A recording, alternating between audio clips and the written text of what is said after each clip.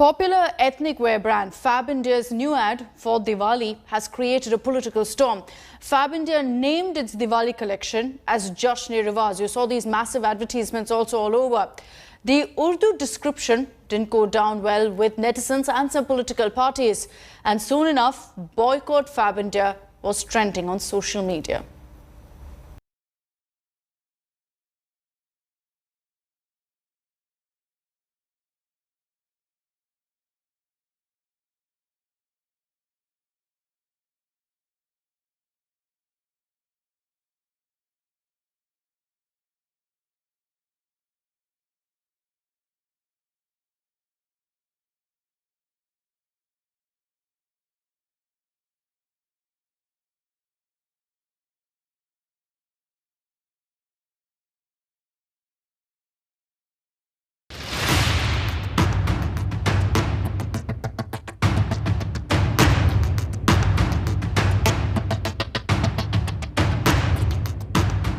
Hashtag boycott Fab India is trending after their new promotional video labelled their latest collection as Jashin-e-Riwaz, or a celebration of traditions. The Urdu description of Diwali did not go down well with the netizens. The brand is being accused of defacing the Hindu festival. Many called it a cultural appropriation of a Hindu festival, while several users pointed out that a simple Diwali or Deepavali in the description would have been enough for promotion. Others felt there was no need to deconstruct a Hindu festival and infuse secularism in it. Not just netizens, politicians too waded in. BJP MP Tejasvi Surya tweeted that Fab India models were not wearing traditional Hindu attires and described it as an Abrahamanization of the festival. He demanded that Fab India be made to pay a price for its actions.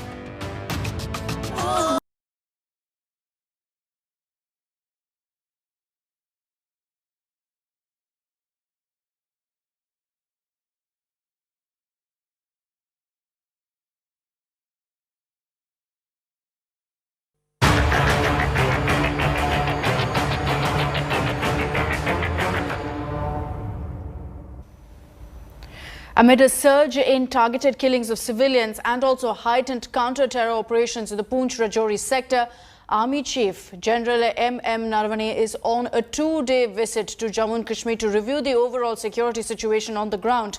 His visit comes just days after 9 Jawans were killed in action during the counter-terror operations in Rajouri district. Home Minister Amit Shah will also be visiting the Union Territory on October 23rd. He's going to be holding meetings with the Lieutenant Governor Manoj Sinha and also officials of the Central Armed Police Forces. Now, this meet assumes significance because in the last 2 weeks, we've been seeing targeted civilian killings. 11 civilians have been killed by terrorists in the valley. Government sources told India Today that the recent killings of non-locals in the valley were a result of utter desperation from these terror groups, who are retaliating after 13 terrorists were neutralized by our forces. Intel reports also suggest that over 20 terror camps have been set up now in the POK, and Pakistan is providing training to these terror recruits in all of these camps. Now, there's fear for obvious reasons in the valley. The 2 weeks that we've seen, a bloody 2 weeks, has triggered an exodus of non-locals and migrants. The question now is, what is the price of 20 Indian lives? What price will Pakistan pay next?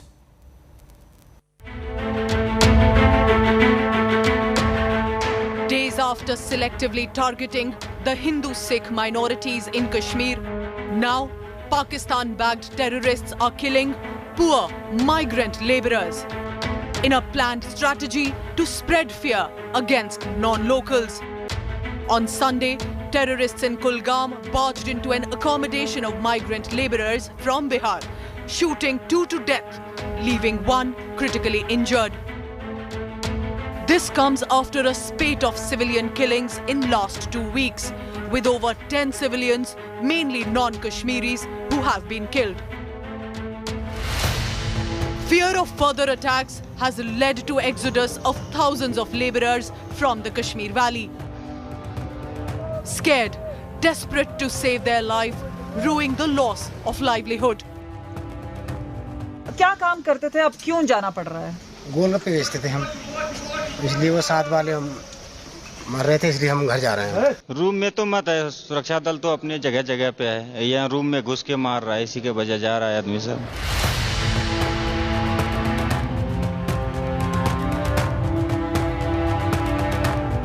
Kashmir में कहाँ अभी काम कर रहे थे? पूरा हुक्म में हम लोग ईंट भट्टे में काम कर रहे थे। वहाँ का मालिक हमको इतना मार मार के पूरा सीजन भर काम करवाया और हमको ना पैसे नहीं दिया, मार के भगा दिया वहाँ से 12 बजे रात को। You can see that they have packed their bags and arrived here in Jammu. These were the scenes that were witnessed in 1990 when an entire community of Kashmiri Pandits had to leave their homes due to the threats that were issued by the terrorists, due to the killings that were carried out by the terrorists. Jaish-linked terror group United Liberation Front has claimed responsibility for the gruesome murders, also warning migrants of more attacks and threatening them to leave. Police has been responding with swift action, launching a massive crackdown, detaining hundreds of suspects for alleged links with the terror groups. Joint operations by the Indian Army, the CRPF and the Jammu Kashmir Police had neutralized at least 13 terrorists with 9 encounters in 9 days. To review the security situation, Home Minister Amit Shah called a marathon meeting with police chiefs of all states. Director General of the CRPF and NIA is in the Kashmir Valley presently, monitoring intelligence inputs. Ex gratia relief of 1 lakh rupees has been announced by District Administration Anantnag, while Bihar Chief Minister Nitish Kumar announced 2 lakh rupees each to the kin of both victims and also asked the centre to assist Bihar residents in Kashmir. कुछ लोग जानबूझ करके बाहर से जो लोग काम करने के लिए वहां पर पहुंचे हुए हैं, उनके साथ कुछ हो रहा है और हम लोग इस बात को लेकर के एकदम वहां भी अलर्ट कर रहे हैं कि देख लिया जाए कि लोग तो जाने के लिए स्वतंत्र है। Meanwhile, a political face-off has erupted on the recent killings. आज वक्त आ गया है कि भाजपा सरकार को, गृह मंत्री को, जो ये हमले बढ़ रहे हैं, इस पे अब जवाब देना चाहिए कि नोटबंदी, आर्टिकल 370 का क्या नतीजा ये बढ़ता आतंकवाद है। Modi government has already cracked down heavily on the Pakistani sponsored terrorism, and we will keep on continuing hitting hard to the backbones of the Pakistani terrorists. Is the situation on ground the rerun of horror of the 1990s, but that in the Naya Kashmir? For scores of migrant labourers who head back home leaving Kashmir Valley, it's a tough choice but a clear one. They have chosen life over livelihood. For now, they head back home only to say they will return once things are normal. But despite added security measures, many of them who are staying back live with a sense of insecurity and a sense of fear. With camera person Sanjeev, this is Kamaljeet Sandhu in Srinagar for India Today. Very worrying situation in Bangladesh as well, because there's no end to the attacks on Hindus. At least 20 homes of Hindus were torched. 66 homes were vandalized by a mob. This happened in Rangpur of Bangladesh on Sunday evening. The arson attack by the mob of 100 people took place over an alleged blasphemous social media post by a Hindu man. The youth was accused of hurting religious sentiments. A total of 52 suspects have been arrested. The hunt is on for more suspects as well. The attack on these Hindu homes comes at a time when the entire world is outraged and rather worried over the vandalism that was reported at a Hindu temple near Dhaka on Saturday. In fact, protests have erupted in several parts of Bengal and even in the United States. BJP was seen staging a massive protest in Kolkata, declaring that they will stage a dharna at the Bangladesh border. Oh, Baba, কিছুই নাই বাবা, করি খাওয়ার মতো কোনো বুদ্ধি নাই বাবা, কেন করি চলে ঘরে যেমন বাঁচাবো বাবা রে। এই ফেসবুকের কাহিনী নিয়ে ওই পাড়াতে একটা আন্দোলন ছোট ছেলের সাথে, তারপরে আধা ঘন্টা আমরা এদিক থেকে চুপচাপ থাকলাম, তারপরে আমাদের বাড়ি সন্ধ্যার সময় বড়হাট থেকে এই করিমপুর থেকে নগরপাড়া থেকে কিছু লোক এসে একবার আক্রমণ করছে। এর মধ্যে বড়হাটের মসজিদের মুয়াজ্জেমে ছিল। ওর সাথে ও প্রথমে ঢোকার পরে পিছনে দেখি যে হাজার হাজার লোক আসি সমানে রামদাদি খালি ছোটাছুটি শুরু করে দিছে। করার পরে আমাদের ছাগল ছিল 3টা, নতুন বাইসাইকেল ছিল, ঘরে টাকা ছিল, বাক্সে কাপড় চোপড় ছিল, গহনাপাতি ছিল, সব নিয়ে গেছে এগুলো। এলাকার জনগণের সহায়তা 45 জনকে আমরা ধরেছি এবং আরও আমরা কয়েকজনকে ধরার জন্য আমরা করছি। আমরা আমাদের আপনারা জানেন ইতিমধ্যেই মাননীয় প্রধানমন্ত্রী নির্দেশনা দিয়েছেন যে যারা ক্ষতিগ্রস্ত হয়েছে তাদের যেন যথাযথ ব্যবস্থা নেওয়া হয়। একটা সাম্প্রতিক যে একটা সম্প্রীতি এটা বিনষ্ট করার মূল চেতনা এটাই হলো, এই রকমই আমরা মনে করছি। All are being vandalized by the community. You see, this is the statue of our ISKCON founder. You see damaged idols, Radha Madhava, and broken photo frames, ravaged temple premises. These visuals reveal the true extent of destruction suffered by the ISKCON temple in Noakhali in an attack by Islamist extremists last week. This temple is just one of the many shrines and Durga Puja pandals targeted across Bangladesh. They looted everything, and not only the ISKCON temple. There are all the temples. Eyewitnesses in Noakhali recount the horrific events that took place on Friday when a mob of 500 stormed into the temple. আমরা অবস্থান করছি আন্তর্জাতিক কৃষ্ণ ভাবনামৃত সংঘ ISKCON নোয়াখালীতে। এখানে একদল সন্ত্রাসী বাহিনী এসে আমাদের পুরো মন্দির, রথ, মন্দিরের গাড়ি, প্রভুপাদের বিগ্রহ থেকে শুরু করে 2 জন ভক্তকে মেরে ফেলেছে। Devotees were systematically attacked and killed. The body of a devotee, Partha Das, was fished out of a pond a day later. Bangladesh Prime Minister Sheikh Hasina has condemned the incident and promised action. মাঝে মাঝে কিছু কিছু দুষ্ট চক্র কিছু ঘটনা ঘটিয়ে মানুষের ভিতরে এই চেতনাটাকে নষ্ট করতে চায়। এটা অত্যন্ত দুর্ভাগ্যজনক। কিছুদিন আগে কুমিল্লা যে ঘটনা ঘটেছে, ইতিমধ্যে এটা তদন্ত হচ্ছে, খুব ব্যাপকভাবেই তদন্ত হচ্ছে, অনেক তথ্য আমরা পাচ্ছি এবং অবশ্যই এই ধরনের ঘটনা যারা ঘটাবে তাদেরকে আমরা খুঁজে বের করবই। ISKCON authorities have written to Prime Minister Narendra Modi and even the United Nations to ensure peace. प्रधानमंत्री के रेसिडेंस में मैं रात में फ़ोन किया था। हम लोग बहुत ही चिंतित थे। प्रधानमंत्री के जो सेक्रेटरी उनसे बात किया, बताया और प्रधानमंत्री से रिक्वेस्ट करने के लिए बोला कि वो बांग्लादेश के प्रधानमंत्री से बात करें और हम लोग ने यूनाइटेड नेशन में भी चिट्ठी भेजा है सेक्रेटरी जनरल को। While the Bangladesh government has assured peace, the attacks have not stopped. New reports from Dhaka say arsonists torched 29 Hindu homes in Rangpur district. The Bangladesh government has increased security in the region. Bureau Report, India Today. Let's get you now a mega India Today exclusive this Tuesday morning. One of India's foremost professors of virology and a member of the government-appointed COVID working group, Dr. Gagandeep Kang, has said that coronavirus has now become an endemic in India. This means that the nationwide wave, in any way similar to the frightening second wave of COVID-19, will be highly unlikely. Dr. Kang also said that the third wave will only be a local outbreak and will affect only the unexposed population of the country.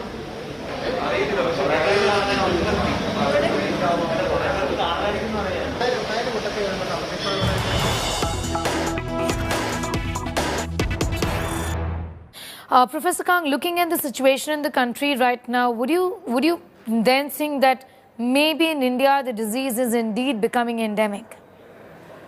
It's already endemic. Okay. What does it mean for the layman if a disease is at the endemic stage? What does one expect then going from here? That we learn to live with the disease. We have lots of endemic diseases in the country. Yes. You know, typhoid is endemic, tuberculosis is endemic, HIV is endemic, malaria is endemic. we live with all of these diseases. This is another disease that we'll have to learn to live with. Endemic doesn't mean that we won't see small outbreaks of the disease. Just means a disease that is generally prevalent in the population. It may have a level of seasonality. Most respiratory infections generally do. So it's a disease to which we will have to adapt and figure out how best we live with it.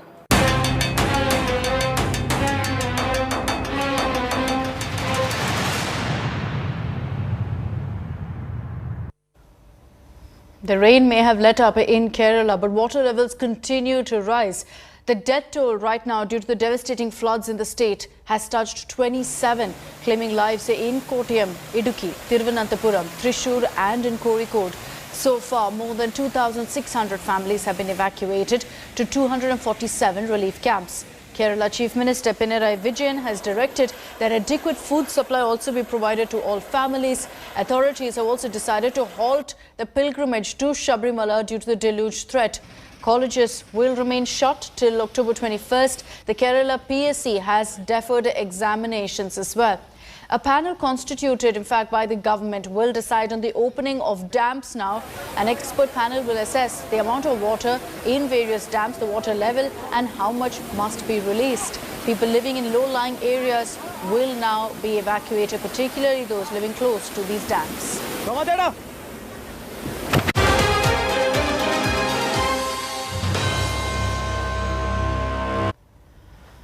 Trouble is mounting for Bollywood actor Jacqueline Fernandez. She skipped ED's summons for the fourth time. This is in the 200 crore money laundering case. India Today has accessed details of the ED's investigation into this extortion scandal. The Enforcement Directorate suspects that Jacqueline was in touch with conman Sukesh Chandrasekhar. They also want to probe if Jacqueline ever received any money from or on behalf of the Chennai conman. Here's our detailed report.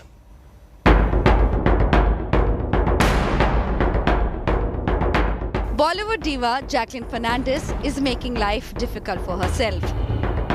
The Sri Lankan-born actor has now skipped 4 summons from the Enforcement Directorate, which surely is not going to help her case.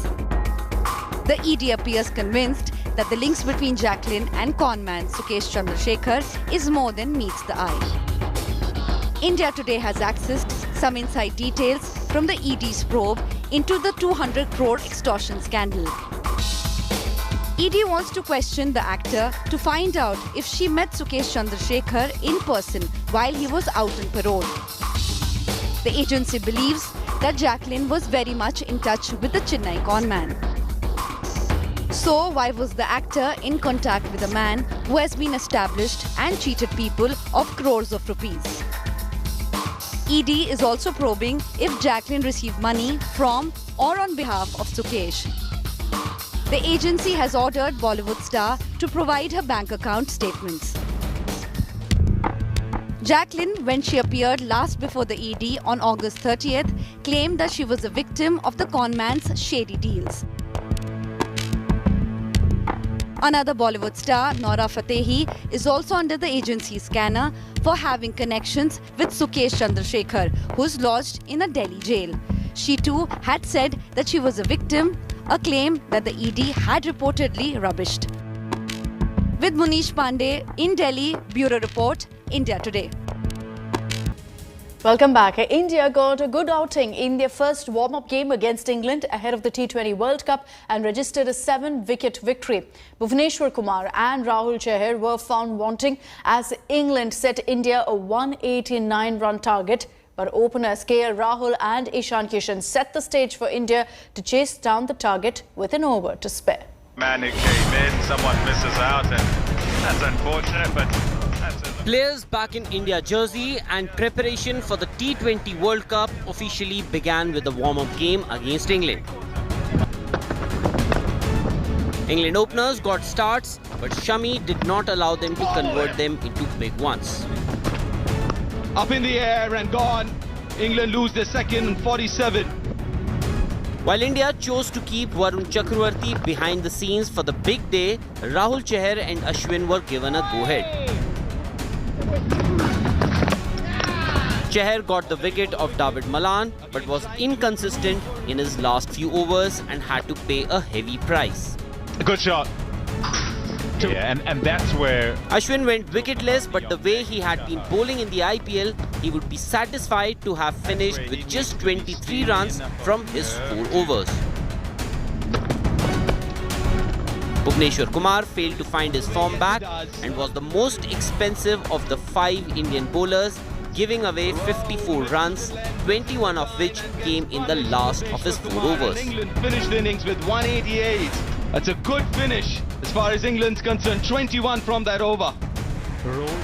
With Rohit opting to rest, India came out with KL Rahul and Ishan Kishan as openers, and the two were quick off the blocks, chasing a target of 189.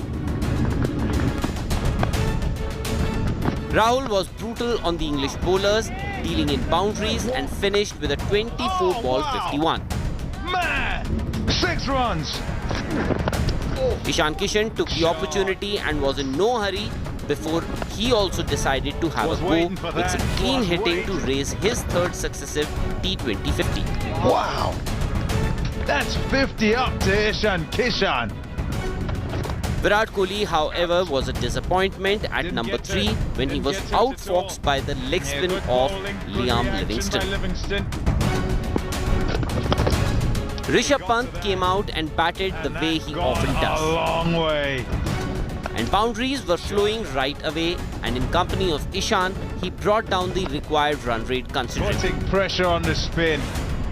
India then gave opportunity to Suryakumar Yadav and retired Ishan at the score of 70.